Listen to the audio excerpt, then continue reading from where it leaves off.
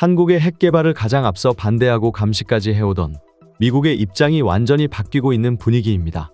트럼프와 측근들이 한국의 핵무장에 동의하는 입장을 전면에 내세우면서 많은 미국인들이 이에 호응하고 있습니다.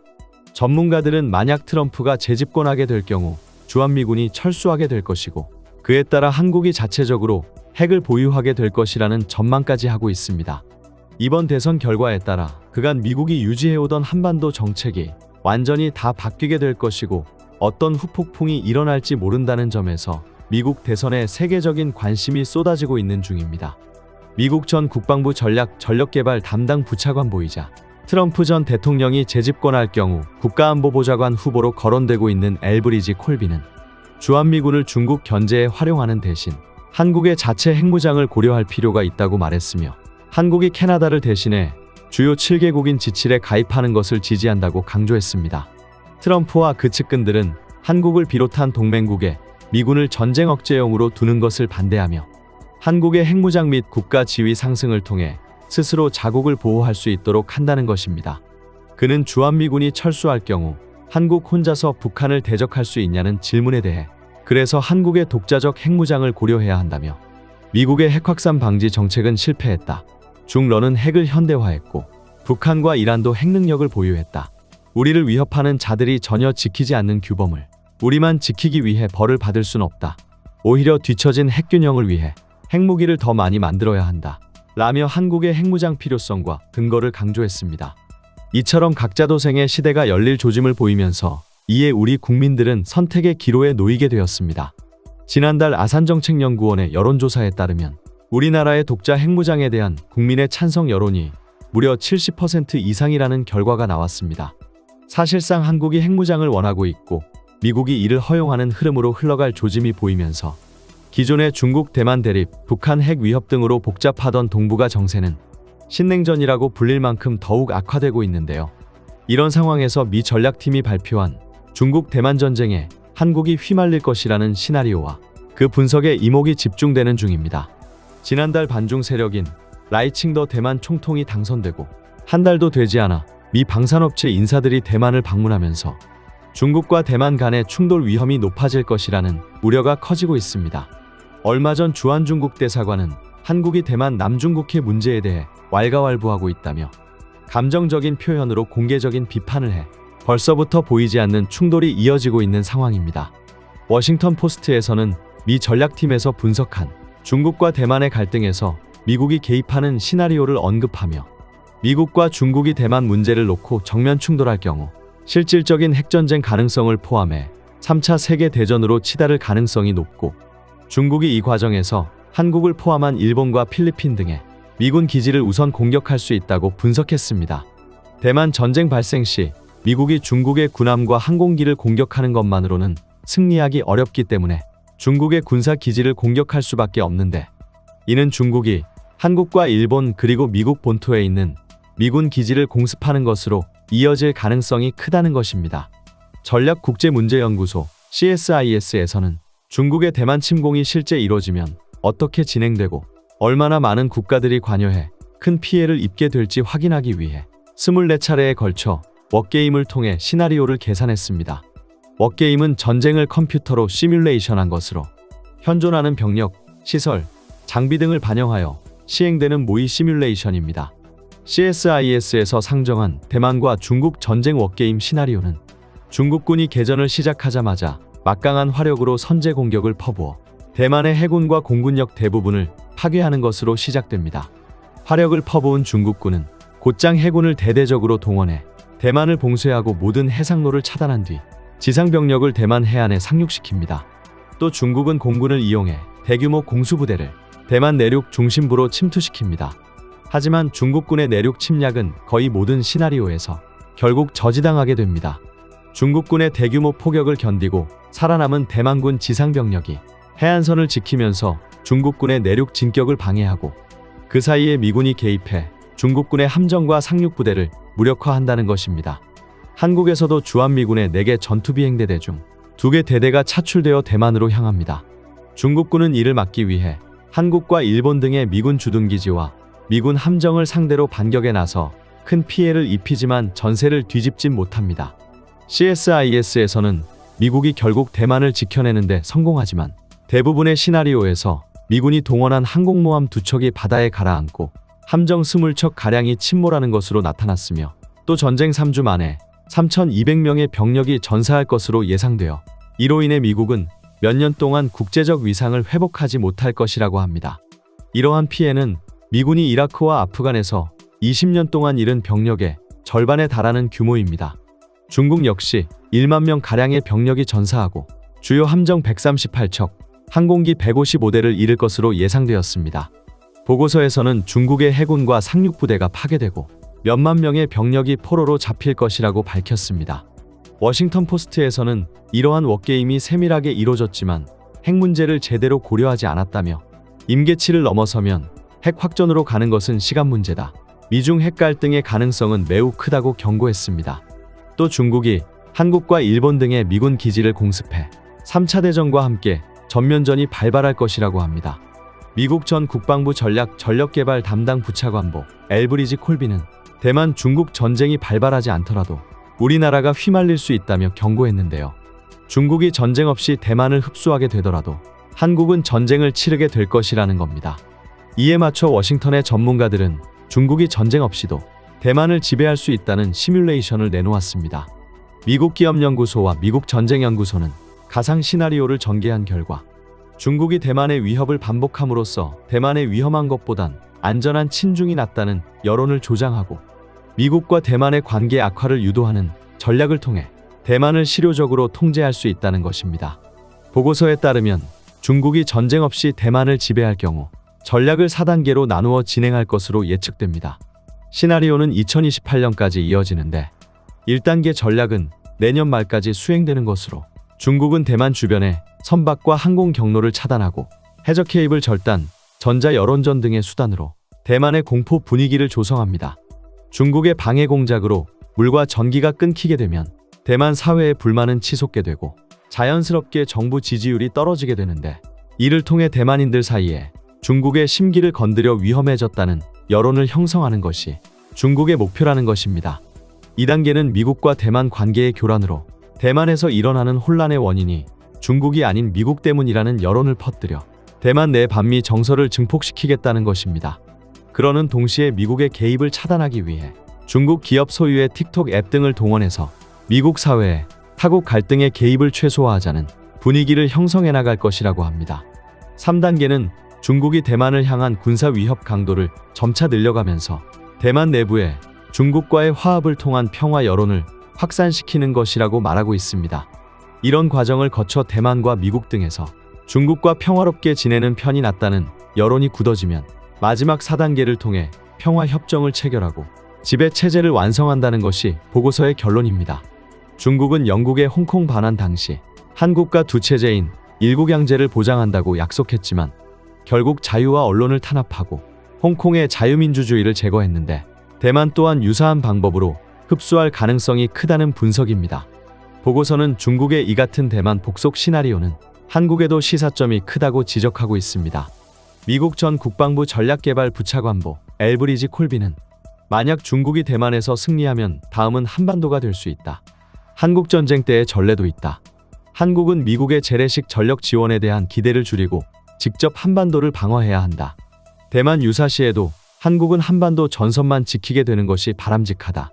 중국의 대만 침공과 동시에 북한뿐 아니라 러시아도 무엇인가 하려 할 게 분명하기 때문이다. 라고 말하며 한국 자체 핵 보유에 긍정적인 입장을 드러냈습니다. 북한의 위협을 마주하고 있는 우리나라는 주변국의 작은 분쟁에도 도화선이 폭발할 수 있다는 것인데요. 게다가 현재 자체 핵 보유 문제까지 불거지면서 실제 수많은 전문가들이 한반도의 급박한 상황에 대해 한국의 위기와 대응에 경고하고 있습니다.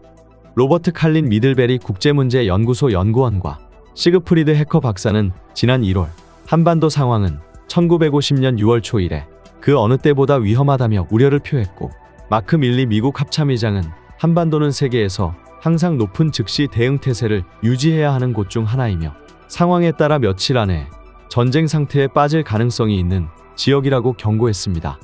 트럼프가 재집권을 하고 주한미군 철수를 결정하면 한국은 핵 개발 선택의 기로에 놓이게 됩니다. 현재 70% 이상의 국민들이 핵 개발에 찬성하고 있으며 전문가들은 30%가량이 찬성하고 있습니다. 보수적이고 결정에 신중한 전문가들이 30%나 찬성하는 것은 매우 높은 수치라고 합니다. 미국의 대선에 따라 그 결과가 크게 달라지겠지만 어느 순간에는 한국이 스스로 결정을 내리고 행동해야 할 때가 올 것이라고 합니다.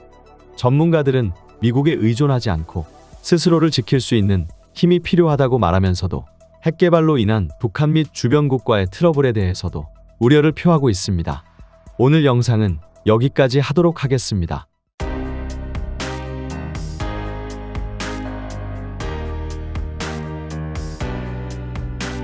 우리 민족은 우리 스스로 착하다, 타인을 잘 돕는다고 말하곤 합니다. 한국인은 선한 품성을 가진 백이민족이라는 말을 들으며 자란 사람들도 많죠. 그렇다면 외국인들도 한국인이 선하다는 생각을 가지고 있을까요?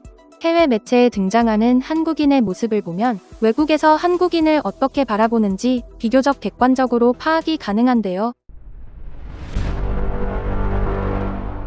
한국은 빠른 성장 속도만큼 계속해서 이미지가 바뀌어 왔습니다. 1980년대 한국의 이미지는 그야말로 미지였는데요. 이 당시 이웃 국가인 중국은 공방의 신비, 일본은 사무라이와 닌자로 잘 알려져 있었지만 우리나라는 존재 자체를 모르거나 잘못 알고 있는 경우가 많았습니다. 1972년에서 1982년까지 11시즌이나 방영된 미국 드라마 매쉬에서는 한국의 야자수가 나오는가 하면 한국 여성들이 기모노를 입고 다니는 이상한 장면들이 나오기도 했고, 심지어는 한국의 가난한 형제가 한 명의 부인을 공유하는 괴상한 풍습까지 나왔죠. 1990년대 들어서는 LA 폭동과 북한 문제로 한국인이 독한 이미지를 가지기도 했습니다. LA 폭동 당시 한인타운에 거주하던 한국인들이 화기로 무장한 후 순식간에 진지와 지휘 체계를 구축하여 폭동으로부터 생명과 자산을 성공적으로 방어해낸 사건은 미국에서 지붕 위의 한국인이라는 신조어가 만들어지고 한국인에 대한 이미지가 확 바뀌었을 정도로 아주 큰 충격을 주었죠. 또 한국의 징병제가 외국에선 특별하게 보이는지 한국인이 싸움을 잘하거나 총을 잘 다루는 것으로 매체에 노출되기도 했는데요. 그중 북미에서는 한국은 북한이랑 대치하고 있는 놈들이니 진짜 독하겠지? 라는 식의 인식이 있어 한국인들이 총 정도는 그냥 가볍게 다룬다는 인식이 퍼지기도 했습니다. 하지만 이 같은 한국인에 대한 고정관념은 2010년 들어 시작된 K-팝, 한국 드라마, 영화 등의 소프트파워 성장과 삼성, 현대, LG 등의 한국 글로벌 대기업의 성장으로 완전히 바뀌어가기 시작합니다. 외국인들이 직접 실제 한국인을 접할 기회가 늘어나면서 모호하고 추상적이었던 한국인이라는 특성이 점차 구체화되기 시작한 것인데요. 해외 매체에서의 한국인은 패션이나 외모 등이 상당히 세련된 모습으로 묘사되기 시작했으며 특히 컴퓨터 네트워크 등 하이테크 측면에서 최첨단 문화의 일원으로 묘사되고 있습니다. 그 전까지는 아시아를 논할 때 중국과 일본의 존재감이 높았으나 한국도 독자적인 이미지를 갖추었다는 인식이 생겨나면서 해외 드라마, 영화 등 여러 매체에서도 한국인이 자주 등장하고 있기도 하죠. 한편 한국의 소프트파워 성장과 함께 한국의 정문화가 알려지면서 외국인들 사이에서는 한국인들이 친절하다는 인식도 있습니다. 한 외국인이 작성한 한국인들을 만나고 놀랐다는 글이 화제가 되기도 했는데요. 그러면 해외 초대형 커뮤니티 사이트 레딧에 올라온 글을 잠시 소개해드리겠습니다. 내가 한국에서 지낼 때 나는 함께 일했던 한국인 통역사 친구의 도움으로 울릉도라고 불리는 봉해의 작은 외딴섬을 방문했었어. 그 친구는 울릉도라는 섬이 외국인들 사이에서는 비교적 알려지지 않은 반면 현지인들에게는 꼭 한번 가보고 싶은 지역이라고 말해줬고, 나는 이곳이 그 어떠한 서구적인 것 없이 온전하게 한국 문화에만 몰입할 수 있는 곳이라고 생각했지. 그렇게 떠난 울릉도 여행 자체는 순탄하고 별일 없었지만 본토로 돌아가려는 순간 순탄하고는 거리가 먼 사건들이 일어나기 시작했어. 지금부터 말하는 게 나는 울릉도에서 3일 동안 즐겁고 신나는 날들을 보낸 후 돌아갈 준비가 되어 있었지. 나는 일어나서 재빨리 가방을 챙기고 체크아웃을 하러 갔어. 그때 호텔 직원이 나에게 날씨가 좋지 않아서 걱정이네요 라고 말했어. 그게 무엇을 의미하는 말인지는 잘 몰랐었지. 그리고 나는 내 짐들을 챙겨서 택시를 타러 내려갔어. 울릉도의 택시는 한국에서 가장 비쌌는데 나는 택시 운전사에게 내 현금의 대부분을 주면서 옆마을의 페리터미널로 가달라고 부탁했지. 택시 기사는 뭔가 혼란스러워하는 것처럼 보였지만 어쨌든 급히 터미널로 갔었지. 그런데 내가 도착했을 때 터미널은 완전히 비어 있었어. 내가 30분 정도 일찍 오기는 했지만 짐을 싣기 위해 정박해 있는 페리조차 없었어. 모든 문이 잠겨 있었고 말이야. 이때 난 엄청 당황스러웠지. 나는 어쩔 줄 모르고 약 10분 정도 걸어 다니다가 처음 묵었던 마을이 도동으로 돌아가는 시내버스를 타기로 했지. 도동에 다시 도착했을 때는 비가 제법 세차게 내리고 있었고 바람이 크게 불었어. 나는 결국 파출소로 향했지. 파출소에는 영어를 할 줄 모르는 나이 많은 경찰관 밖에 없었는데 그 경찰관과 10분 동안 대화를 시도하다가 포기하고 내 말을 이해할 수 있는 사람과 대화하기 위해서 한국관광 한라인에 전화를 걸었어. 전화를 받은 담당자는 충격적인 말을 전해줬는데 오늘은 페리가 오지 않을 것이며 일본 남부 해안에 2개의 태풍이 와 있기 때문에 언제 페리가 재개될지도 확신할 수 없다고 내게 말해줬어. 이후 경찰서를 나서던 나는 또 다른 문제에 봉착했어. 택시를 탈 때 현금 대부분을 준 탓에 나한테는 한화 25,000원밖에 없었던 거야. 내 은행 계좌에는 많은 돈이 있었지만 그 계좌에서 돈을 출금하는 것에도 큰 문제가 생겼었어. 울릉도에 오기 전에 나는 긴급 자금으로 사용하기 위해 약 30만 원을 인출했었어.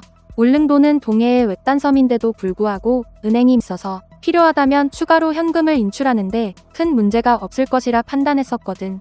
하지만 울릉도에 도착하고 나서 깨달은 것은 울릉도에 있는 은행의 ATM에서 현금을 인출하기 위해서는 IC카드가 있어야 한다는 것이었어.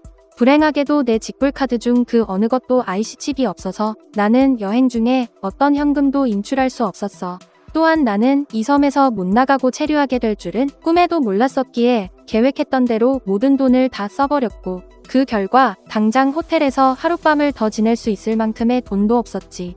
어찌할 줄을 모르고 있다가 일단 내가 묵었던 호텔로 돌아갔어. 그곳에서 호텔의 주인장에게 내 사정을 설명했는데 다행스럽게도 그들은 나를 도와줄 수 있다고 말했어. 호텔에서 운영하는 식당으로 가서 내 직불카드로 200달러를 결제했고 그에 상응하는 한화를 받을 수 있었지. 그건 나에게 아주 큰 도움이 되었고 기꺼이 나를 도와준 그들에게 너무 감사했었어. 이뿐만 아니라 내 처지를 동정하는 동네 식당 주인들로부터 적어도 2번의 공짜 식사를 제공받았었지. 그 덕분에 나는 나흘 후에 무사히 포항으로 돌아가는 페리를 탈 수 있었어. 울릉도에 방문했다가 기상악화로 발이 묶였던 외국인은 한국인들의 도움 덕에 무사히 돌아올 수 있었다며 한국인의 친절함을 칭찬했는데요. 이 글을 본 외국인들은 자신들도 울릉도에서 친절을 겪었다며 경험담을 공유했습니다. 나는 울릉도 북서부 버스 정류장에서 버스를 기다리고 있었어. 거긴 버스가 자주 안 다니는 걸 다들 알아. 그런데 갑자기 어떤 사람이 반대편 길에서 멈춰서더니 우리한테 한국어로 말을 걸었어. 어디 가세요? 타세요. 이 사람은 경치 좋은 길로 갔어. 45분이면 가는 길을 2배는 걸려 돌아갔어.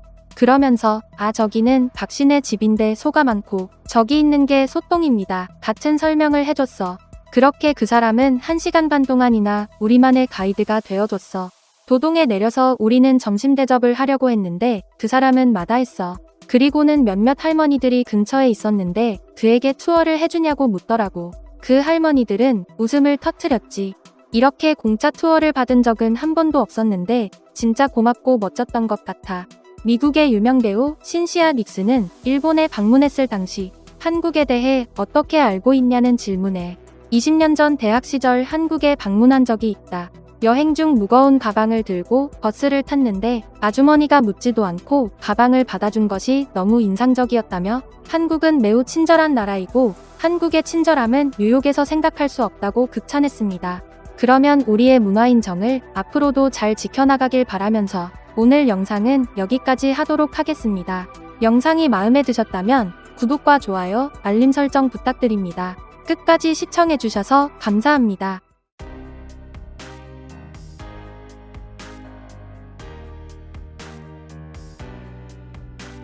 태풍이 불 때면 19.5m 파도가 몰아쳐 방파제가 박살나고 50톤급 테트라포트마저 떠내려가는 곳에서 수심 30m나 되는 깊은 바다를 메꾸고 있는 광기의 사람들이 있습니다.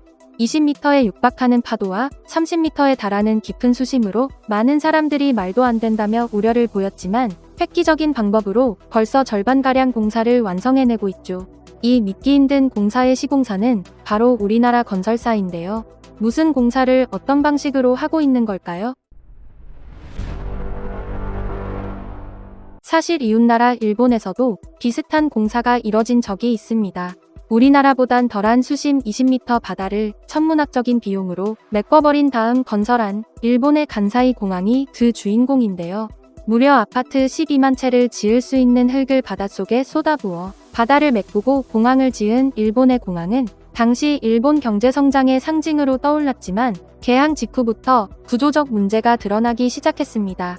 공항이 개항하자마자 이후 6년간 무려 11m나 고속 침하되었으며 태풍이 불 때면 활주로 등이 물에 잠겨 공항이 장기간 폐쇄된 것입니다. 전문가들은 지구온난화와 퇴적층의 압축으로 간사이 공항은 50년 이내에 완전히 침수될 것이라고 예측하고 있는데요. 이처럼 이웃나라의 실패 사례가 있음에도 우리나라가 믿기지 않는 난이도의 공사를 시작한 이유는 DLENC에서 획기적인 시공 방법을 생각해냈기 때문입니다. 심지어 벌써 50% 이상 완성되었다고 하는데요. 자세히 알아보겠습니다. 30m에 달하는 바다를 메꿔내고 20m에 육박하는 파도를 막아내는 우리나라의 공사는 바로 울릉도 공항입니다.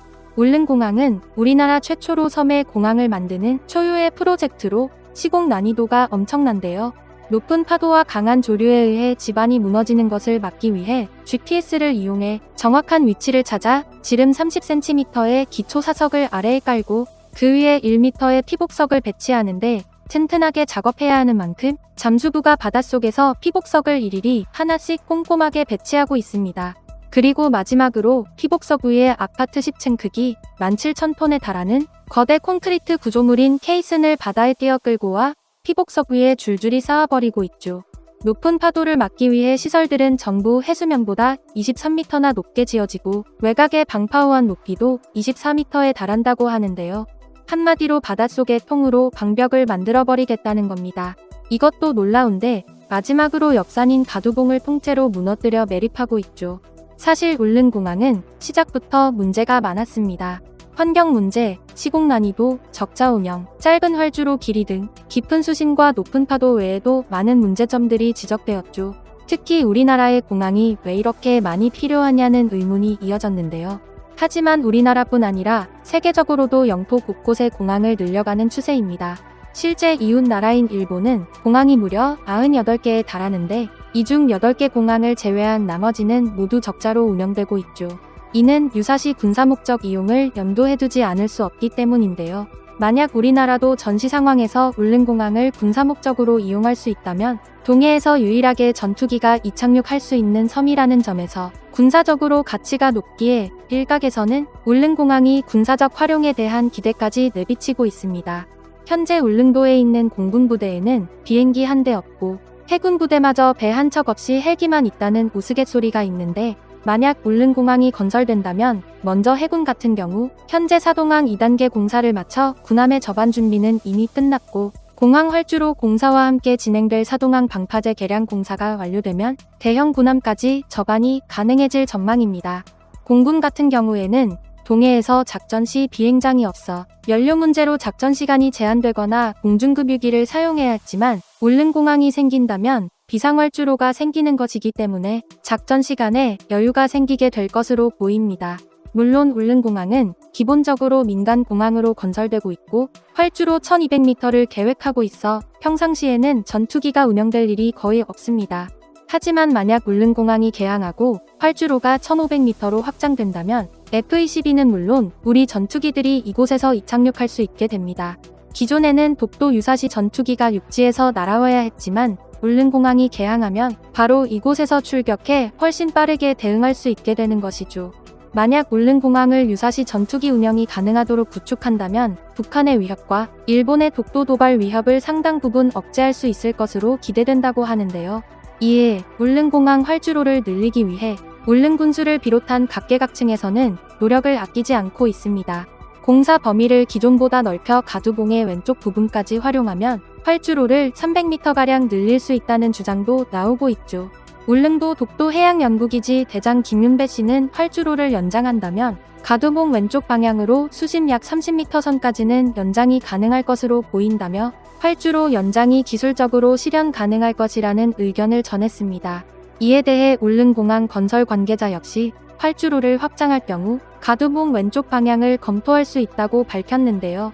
다만 30m 이상의 깊은 수심으로 인해 활주로를 조금 늘리는데도 천문학적인 비용이 든다는 문제가 있어 활주로 연장이 쉽게 이뤄지지는 않을 것으로 보입니다. 또 활주로 길이를 늘리려는 동시에 짧은 활주로를 대비해 이탈 방지 시스템 이마스 설치를 계획하고 있기도 합니다. 이 장치는 활주로가 짧거나 확장할 공간이 부족한 공항에서 항공기의 안전을 보장하기 위해 사용되는 시스템으로 국내에 설치되는 것은 최초인데요. 울릉공항 활주로가 1500m로 확장되고 여기에 이탈 방지 장치까지 더해진다면 단순히 안전성 강화에 그치지 않고 군사적 목적에서도 큰 도움이 될 것입니다. 한편 공항을 통해 울릉도 독도 지역의 접근성을 개선함으로써 독도의 실효적 지배를 강화하고 울릉도를 활성화할 수 있다는 점에서도 큰 기대를 받고 있는데요. 울릉공항이 완성되면 서울에서 기차와 배를 갈아타고 7시간 이상 걸리던 길이 1시간대로 줄어들게 됩니다. 오전에 비행기를 타고 울릉도에 들어가서 독도 새우를 먹고 저녁에 돌아갈 수도 있게 되는 것이죠. 그런 만큼 울릉도와 독도를 찾는 한국인들이 많아지게 될 것이고 독도의 실효적 지배를 강화할 수 있을 것이라고 기대되고 있습니다.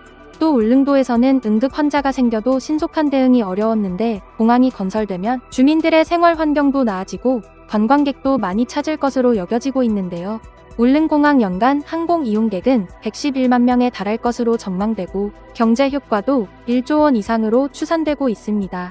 정부는 공항 건설로 9,800억 원 규모의 생산 유발 효과와 3,600억 원 규모의 부가가치 유발 효과가 있을 것으로 추정했죠. 불과 며칠 전 일본은 또다시 다케시마 날 행사를 개최하며 독도가 일본 땅이라는 억지 주장을 되풀이했는데요.